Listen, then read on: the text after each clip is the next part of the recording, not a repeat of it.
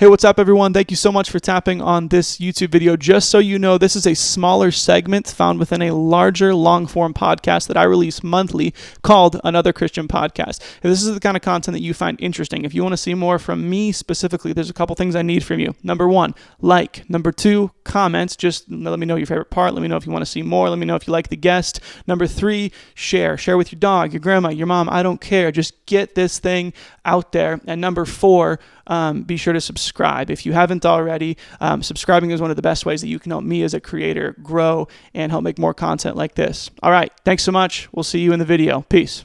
I think the Easter thing is so weird that we, for whatever reason, people do like massive, like I'm okay with like a little bit of, well, not even a little bit. I like production. Like big production is cool. Like especially when it comes to like good worship. It's great. Yeah. But when you're putting on like, I don't know what church it was, but I saw like some church did a whole, Wicked, the play. They just did that for Easter. I know what church that is. Yeah. What are we doing? Like it's what? Stupid. Why? It's when I was lead pastor. That was $0 was my budget for Easter. Sure. Because the fruit that it produces is not, you don't get, here's where the business part comes in. You're not going to get what you put into it. For instance, I know of a church that they used to, they don't anymore, rent out a big venue. Yeah. They don't do it anymore. Yeah. Why? Because the next week they had the same amount of people they did before Easter. Because Easter's not a growth season for the church. Yeah. It's not. Growth seasons is first of the year and fall. That is your 2 growth seasons for a church in the year. Not Easter, not Christmas. First of the year because you think people, because like starting over. Oh, okay. Let's go to church. And then the fall because school is starting and everything. And that makes back sense. into normal routines. Yeah. Those Youth are your 2 starting. growth seasons. You have 2. That's it. Easter is not one. Christmas is not one. Sure. So we put more resources in Easter than we do outreach in the fall. Yeah. It's a super frustrating thing. Because we get this idea that Easter is Super Bowl Sunday. Oh, totally. Come on, give me a break. Yeah. Here's what you end up doing. You end up doing everything to perfection on Easter. And then the next week, if someone comes back, they don't see the same thing they saw on Easter. They see a totally different church.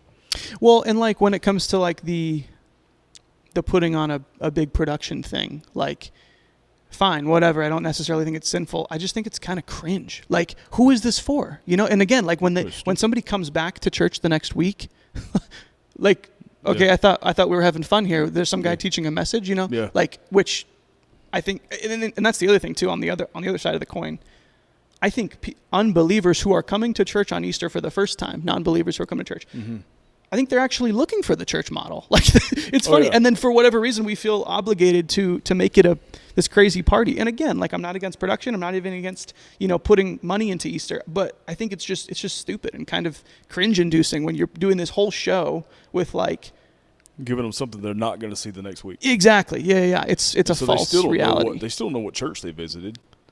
Sure. You'd think they visited New York City's, theater district. Yeah. Apart from that, and with bad actors, that's the thing. It's like you don't even like you volunteers from the church who are it's so weird. The rule of thumb is the church is 10 years behind the world at all times. What do you mean by that? They'll always be behind them. What do you mean?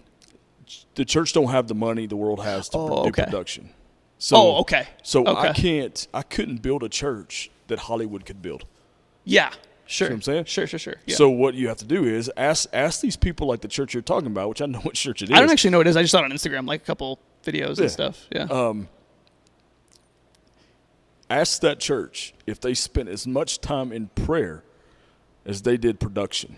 Yeah, sure. And if they say no, they were only about the numbers they got that day and not about life transformation.